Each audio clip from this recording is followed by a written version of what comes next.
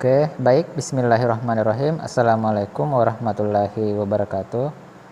Alhamdulillah, pada kesempatan kali ini saya akan menjelaskan kisi-kisi, khususnya kisi-kisi tes intelijensi umum atau TIU.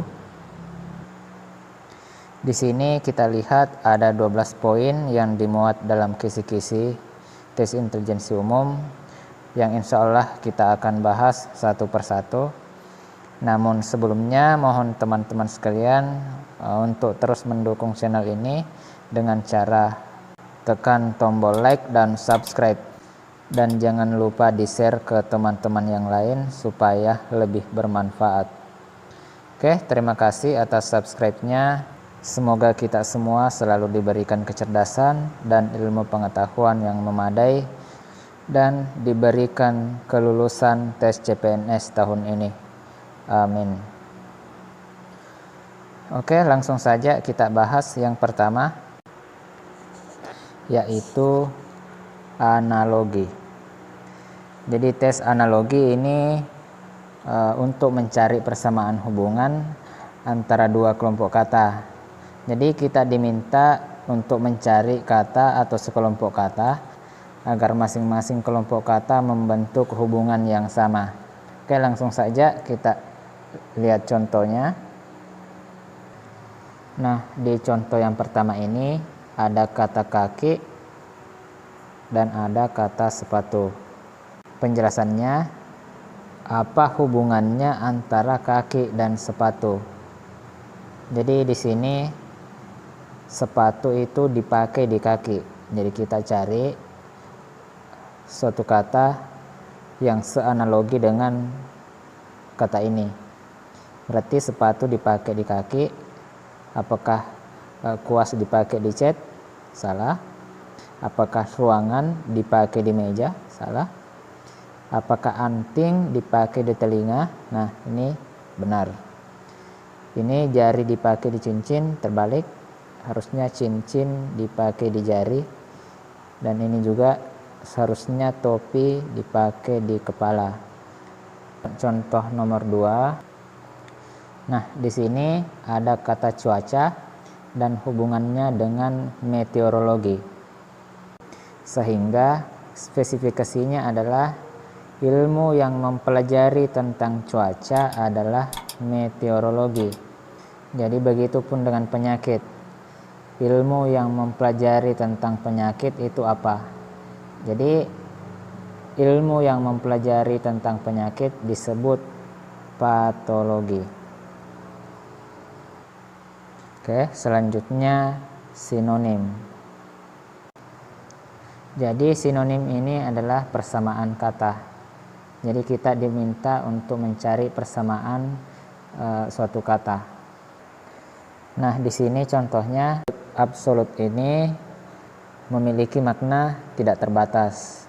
Jadi kita cari makna yang sama, yaitu mutlak, yang artinya sepenuhnya.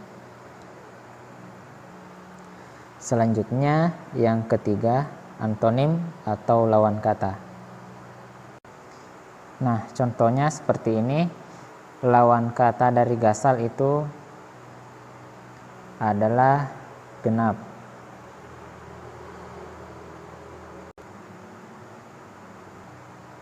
Selanjutnya yang keempat itu pengelompokan kata. Jadi contoh pengelompokan kata seperti ini. Jadi kata A sampai D itu adalah nama-nama produsen mobil. Sedangkan E ini adalah merek sebuah mobil atau merek mobil. Jadi ini sekelompok. Sehingga kita pilih yang berbeda. Selanjutnya pemahaman bacaan. Jadi untuk pemahaman bacaan ini sama seperti soal bahasa Indonesia. Biasanya kita disuruh untuk temukan ide atau gagasan utama suatu bacaan atau mencari ide pokok suatu paragraf misalnya. Nah, selanjutnya deret angka.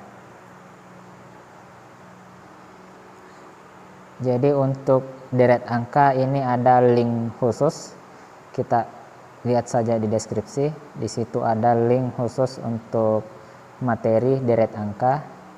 Jadi contoh soalnya seperti ini. Ini hubungannya atau polanya dibagi 3, 81 dibagi 3, 27 dibagi 3, 9 dibagi 3, itu hasilnya 3. Kemudian selanjutnya ini dibagi 2, 100 dibagi 2, 50, kemudian dibagi 2 yaitu 25. Jadi yang benar adalah 25 dan 3. Jadi saya ingatkan kembali, khusus pembahasan deret angka itu ada pembahasan khusus, linknya ada di deskripsi. Nah selanjutnya deret huruf. Nah ini juga ada pembahasan khusus, linknya juga ada di deskripsi. Jadi di situ ada trik dan tipsnya untuk menyelesaikan deret huruf, begitupun dengan deret angka. Nah contoh deret angka seperti ini. Jadi hubungannya ini GHI diselingi oleh MN, JKL diselingi oleh MN. Jadi di sini berlanjut GHI, JKL, MN. Jadi yang benar adalah MN ya, MN maksud saya. Jadi yang benar adalah D.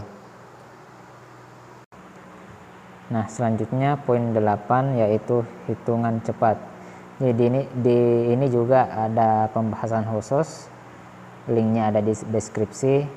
Jadi di situ membahas tentang tips dan trik menyelesaikan soal yang terkait dengan hitungan cepat. Jadi materi yang dimuat dalam hitungan cepat itu termasuk bilangan, pecahan, persentase, perbandingan, proporsi, rata-rata, dan jarak, waktu, dan kecepatan.